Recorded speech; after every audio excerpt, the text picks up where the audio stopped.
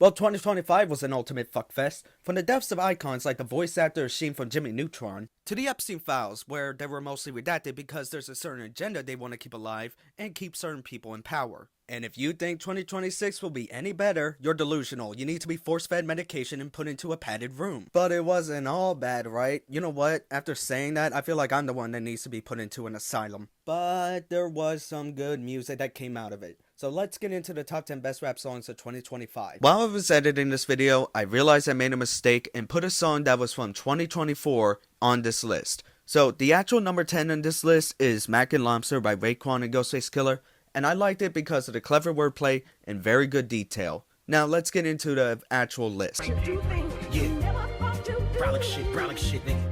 Wu-Tang Clan did good this year. The album that they came out with this year, along with the solo albums from Masta Killa, Ghostface Killah, and Raekwon, were pretty solid. While I'll give the Wu-Tang Clan, Ghostface Killah, and Masta Killa albums a 4 out of 5, I would have to say Raekwon made one of the best rap albums of 2025. You play the S's and the S's, we at the Mirage, 7 suitcases is nothing. My bitch and go ahead, she do the hunt, yo.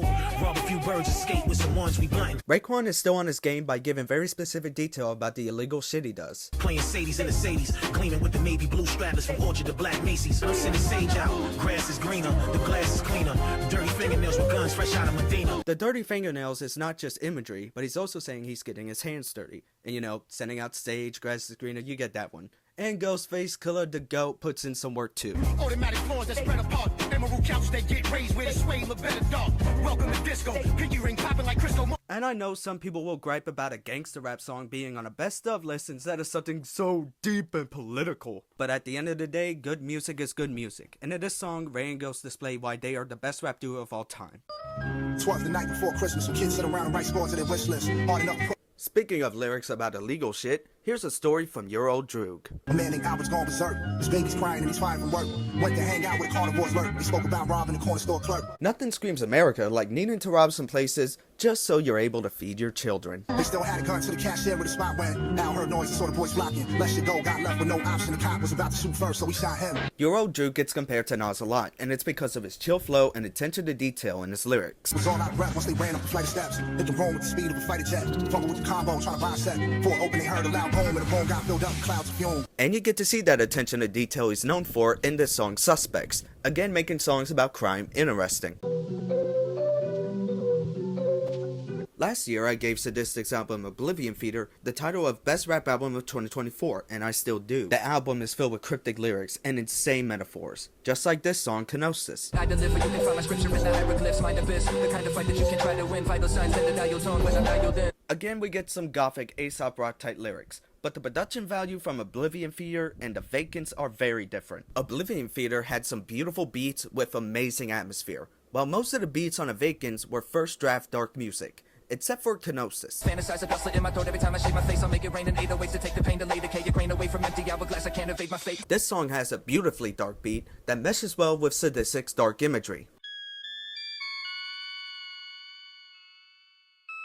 Speaking of Aesop Rock, in hip-hop, he's the originator of using an extended vocabulary to make cryptic lyrics. I was on a cloud chair, brushing my hair for several hours. You were on the ground, punching the air. I'm alive, one of infinitely under repair. Some people call me Ace Rock, some is somebody there. Now, while Aesop is a better rapper than Sadistic, the musicality on their albums are the opposite. Most Sadistic albums have great beats, but in comparison, most Aesop Rock albums have bad beats, including the 2 that he came out with this year. But this track has a good beat. Not incredible, but good. The surface way up, and ocean water ain't sustain the grapevine. Get barreled, get stabbed through space-time. Beats the way you dress strange, different plane and dateline. Before the stop stare questionnaire. Now, what Aesop Rock and Sadistic say does make sense, but even if you don't get it on the first listen, he still makes it sound cool.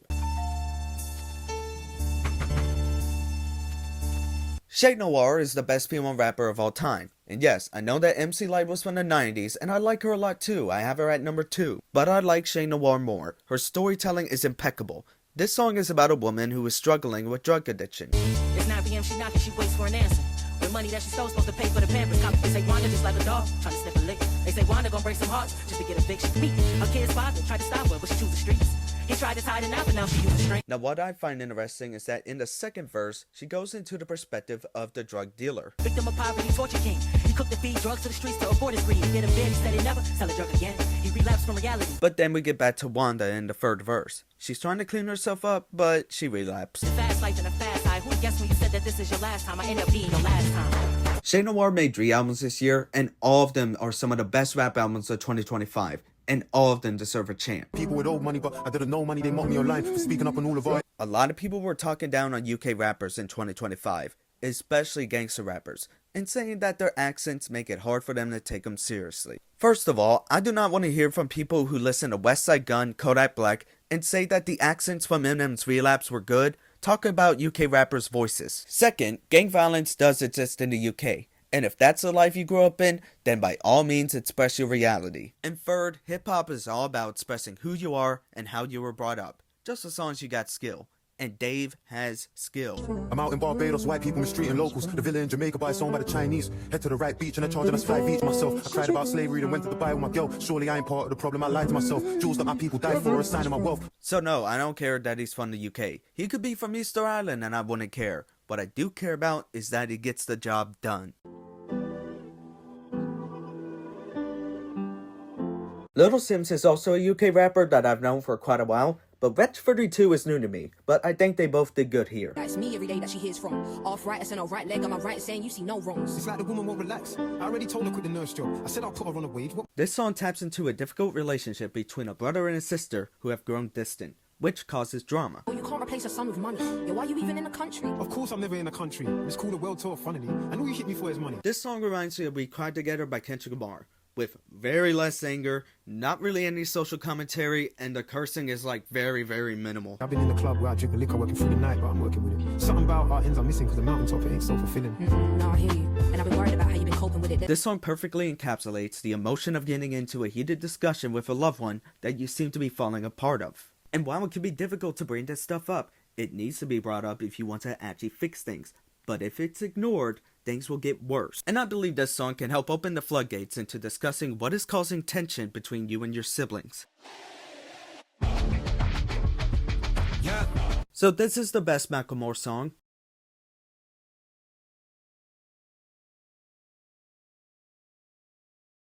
Yep, this is better than Heinz Hall 1 and 2, Kevin, and Same Love. Tax breaks for the elite, and then they taxing y'all, killing Palestinian kids, and we getting hit with the cost. Why the fuck you think you can't afford the rent in your building and you can't afford groceries? And I like how he brings up multiple political issues, and it doesn't even sound unfocused, because he puts it in a way to show you that it's all connected. call a ceasefire, then start annexing the West Bank. How you think Israel gets money for the best tanks, and Netanyahu loves Trump? He's like, yup, thanks, that's your money. This is also the angriest I've ever heard Macklemore in a song, and it is justified intensity that amps you up to call for action.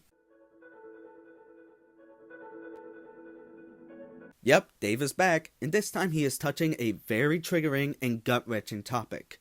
When I think about this shit, it cuts deep. You see, Tamar, she like my little sis. So when I asked her to explain to me the story, she said this. In this song, Dave asks the woman he knew in his life about the sexual violence they've gone through and how society blamed them. Is she busy throwing up? He's trying to take her to the crib, but that's the culture of the club, right? All games fair. And if she don't like it, why she there? The song gets more gut-wrenching when we get to hear Nicole Black's verse. My belt in a buckle, my keys in my knuckles. He's grabbing my head. I'm screaming to stop. I'm hitting him hard. It's turning him on. This song is very appropriate today, because we live in a world that would rather need Epstein client lists than to just believe the fucking victims. Well, thanks for watching. Like and subscribe if you enjoyed, and I'll see y'all next time. Have a good day.